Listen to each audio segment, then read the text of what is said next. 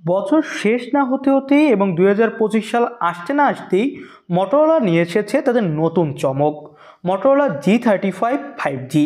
বাংলাদেশের মার্কেটে একদম বছরের শুরুতেই ফোনটা অ্যাভেলেবেল হয়ে যাবে অফিসিয়াল এবং আনঅফিসিয়ালভাবে। তো ফোনটা কতটা কি ভালো, বাংলাদেশের মার্কেটে আসতে এর দাম কত কি হবে, অফিসিয়ালভাবে কবে কি পেতে পারেন সব কিছু জানাবো আজকের মূল ভিডিওতে। চলুন আর দেরি না করে ভিডিও শুরু করি। শুরুটা করব লুক এবং ডিজাইন দিয়ে। ফোনটার ব্যাক সাইডে থাকছে সিলিকন লেদার ব্যাগ এবং ফোনটার ব্যাক সাইডে কিছুটা কার্ভ রাখা হয়েছে, যার ফলে ফোনটা হাতে নিলে ভালো একটা হ্যান্ডস অন ফিল পাওয়া যাবে। সামনে মিডল পাঞ্চল কাটিং ডিসপ্লে দেওয়া হয়েছে এবং এই ফোনটার তিনটা আলাদা আলাদা কালার ভেরিয়েন্ট আপনি মার্কেটে অ্যাভেলেবেল দেখতে পাবেন। সাইড মাউন্টেন ফিঙ্গারপ্রিন্ট সেন্সর থাকছে, পেয়ে যাবেন 3.5mm অডিও জ্যাক এবং dual micro SD card slot. এবং এই ফোনটা কিন্তু IP52 সাপোর্টেড, যার ফলে ফোনটা হালকা পাতলা পানিতে কোনো ধরনের সমস্যা হবে না।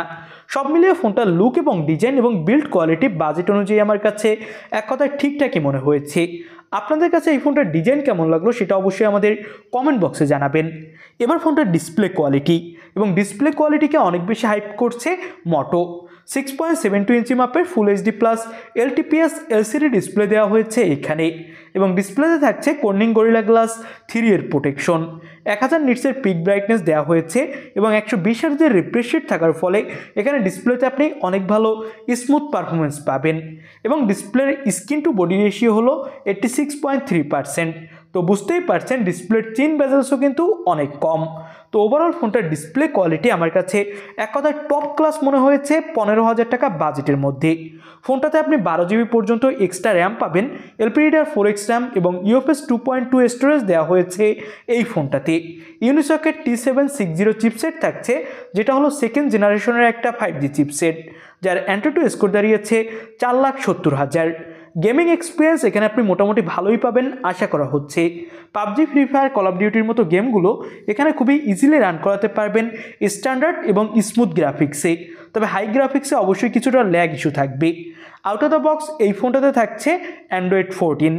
ব্যাক সাইডে 50 মেগাপিক্সেলের সাথে থাকছে 8 মেগাপিক্সেলের একটা আলট্রা ওয়াইড ক্যামেরা। ব্যাক সাইডের তোলা কিছু ছবি আপনি দেখতেই পাচ্ছেন, ভালোই ফটোগ্রাফি করা যাচ্ছিল। তবে এখানে একটা 5 মেগাপিক্সেলের ম্যাক্রো দিলে একদম জমে ক্ষীর হয়ে যেত।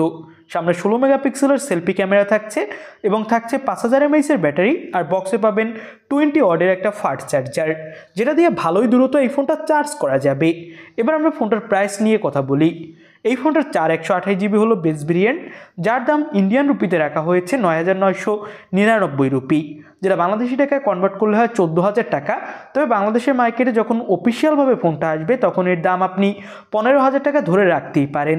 15,000 টাকা বাজেটে কিন্তু এই ফোনটা অসম্ভব লেভেলের জোস একটা ডিল হতে যাচ্ছে আপনার জন্য। বাজেট সেগমেন্টে যারা বেস্ট একটা ফোন কিনতে চান তাদের জন্য সবথেকে সেরা চয়েস হতে পারে এই ফোনটা। আপনাদের কাছে ফোনটা কেমন লাগলো আমাদের কমেন্ট বক্সে জানাতে ভুলবেন না। আজকের মতো ভিডিও এখানেই শেষ করছি। নতুন কোনো ভিডিওতে কথা হবে। আল্লাহ হাফেজ।